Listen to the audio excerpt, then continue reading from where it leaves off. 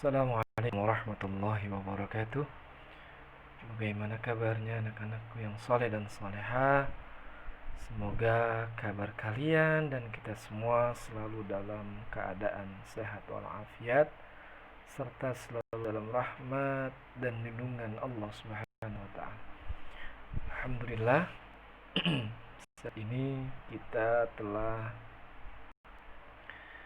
memasuki pertemuan yang ketiga, di mana pembahasan kita kali ini masih tentang Utsman bin Affan. Mari seperti biasa kita awali dengan doa. Bismillahirrahmanirrahim.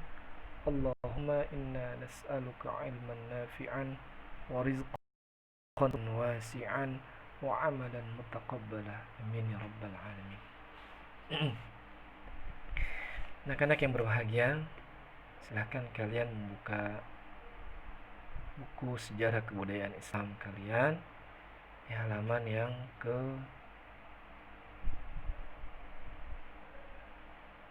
14, ya, dimana di halaman ke-14 ini masih tentang Utsman, tentang wafatnya Utsman bin Affan.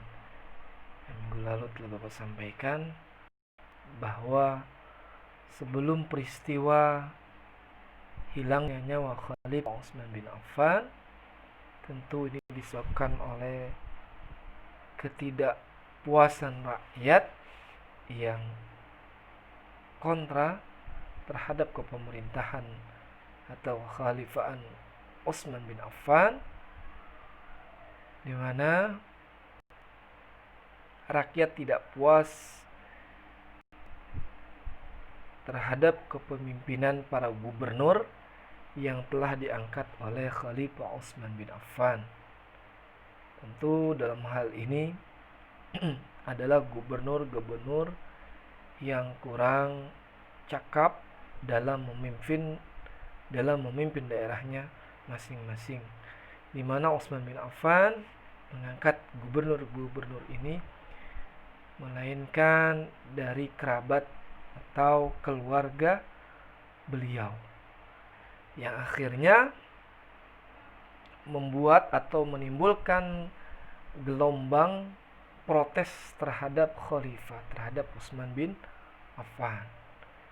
Tentu protes berawal dari ketidakpuasan rakyat Mesir. Di sini terutama pada rakyat Mesir yang tidak puas dengan kepemimpinan Gubernur Abdullah bin Abi Sa'ad bin Abi Sarah, yang tidak lain adalah keluarga dari Utsman bin Affan, menggantikan gubernur sebelumnya, yaitu pada masa kekhalifahan Umar bin Khattab, yakni Gubernur Amr bin As, digantikan dengan Abdullah bin Abi Sa'ad bin Abi Sarah. Nah,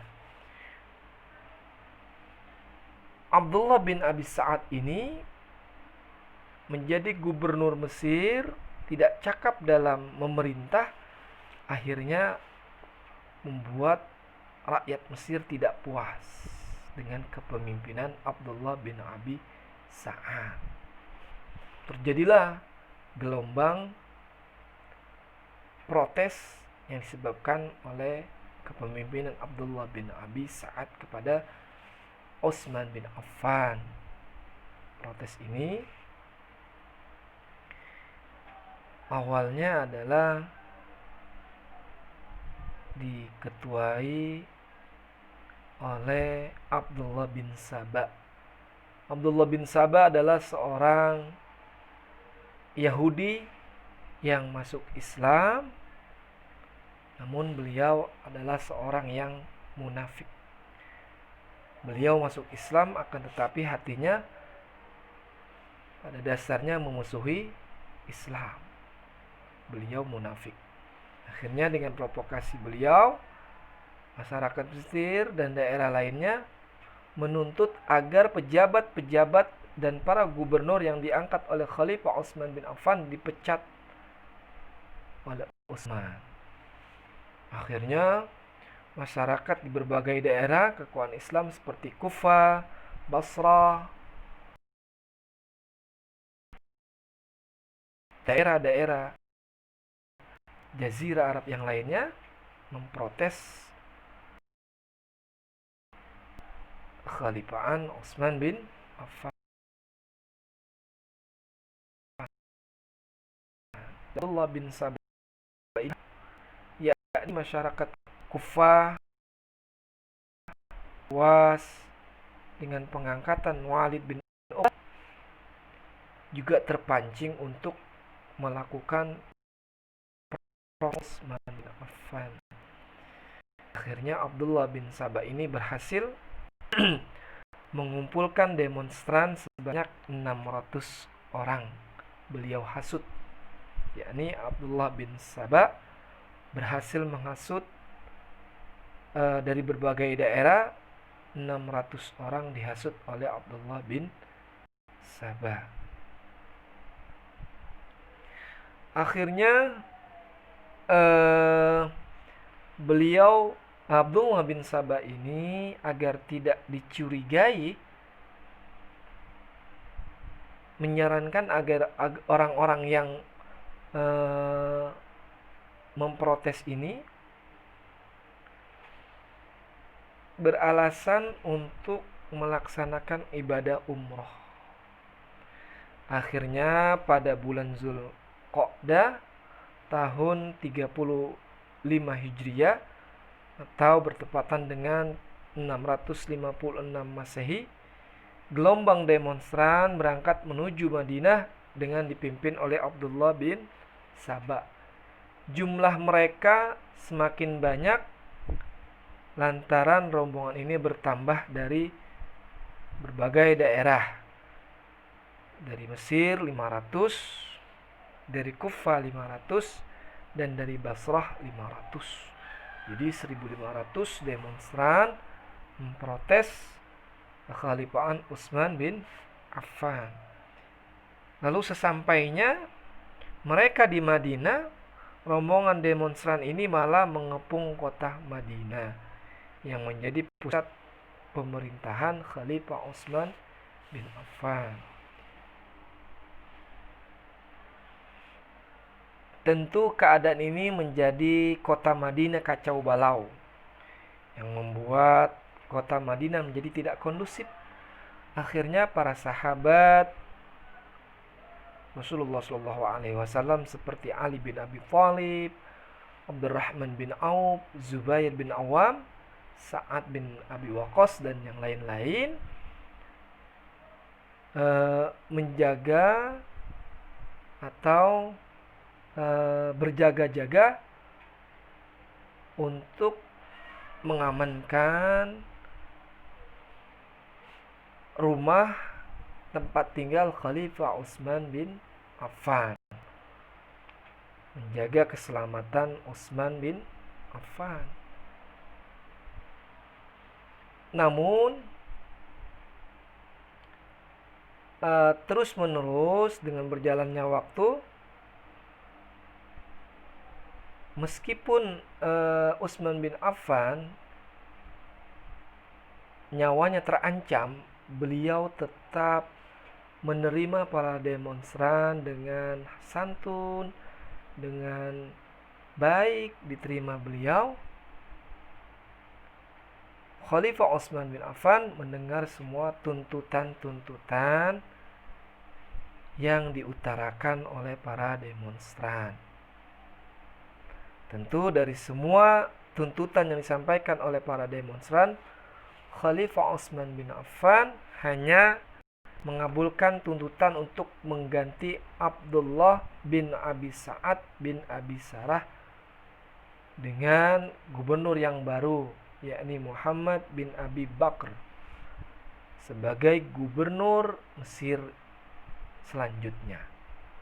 Lalu keputusan ini akhirnya membuat demonstran tenang, puas, Walaupun sebenarnya di hati mereka itu tidak sepenuhnya puas dengan keputusan Utsman bin Affan.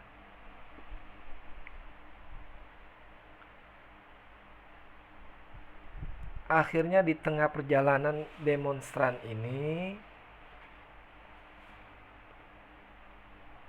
dipengaruhi lagi oleh salah satunya di sini ada seseorang yang mengaku pembantu khalifah sambil membawa surat.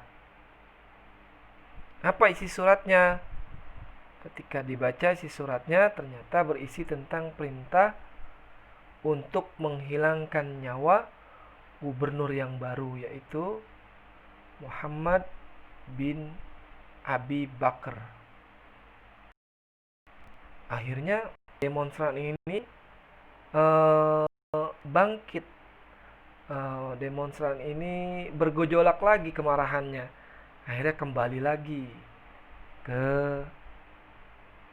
rumah, ke kediaman Utsman bin Affan.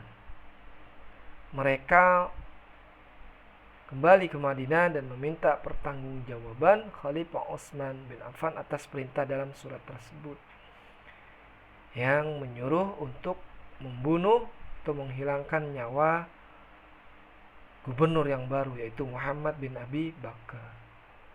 Tentu ketika diselidiki isi surat tersebut atau surat yang dibawa oleh seseorang yang mengaku pembantu Khalifah Utsman bin Affan adalah bukan perintah dari Utsman bin Affan, melainkan dari Marwan bin Hakam. Beliau adalah seorang masih keluarga Utsman bin Affan yang telah dipecat oleh Khalifah Utsman. Karena Marwan bin Hakam ini sakit hati kepada Utsman, maka dia memfitnah Utsman bin Affan, membuat surat untuk memprovokasi para demonstran. Akhirnya para demonstran yang sudah tersulut emosinya menuntut kepada khalifah agar menghukum Marwan bin Hakam dengan menghilangkan nyawa Marwan bin Hakam. Akan tetapi tuntutan ini disanggah oleh Utsman bin Affan karena Marwan bin Hakam itu baru berencana untuk menghilangkan nyawa Muhammad bin Abi Bakar. Akhirnya tidak dipenuhi oleh Utsman bin Affan. Anak-anakku yang berbahagia, tentu hari demi hari akhirnya Utsman bin Affan yang dijaga oleh para sahabat kemudian ada salah satu demonstran berhasil menembus penjagaan Khalifah Utsman bin Affan. Akhirnya Utsman bin Affan terbunuh pada tanggal 18 Zulhijjah tahun 350 Hijriyah atau bertepatan dengan tahun Masehi, yakni pada tahun 656 Masehi. Siapa yang membunuhnya?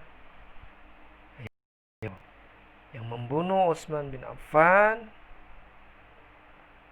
adalah seorang demonstran yang bernama Saudan bin Hamran al-Murad. Nah, ini dia yang berhasil membunuh Utsman bin Affan. Anak-anakku yang berbahagia, silahkan kalian membaca lebih teliti lagi, lebih rinci lagi apa yang ada di rangkuman. Nah, nanti tugasnya Bapak akan berikan di classroom ya. Silakan apa yang tadi Bapak sampaikan, Bapak terangkan, kalian dengarkan, simak, dan kalian baca juga bukunya.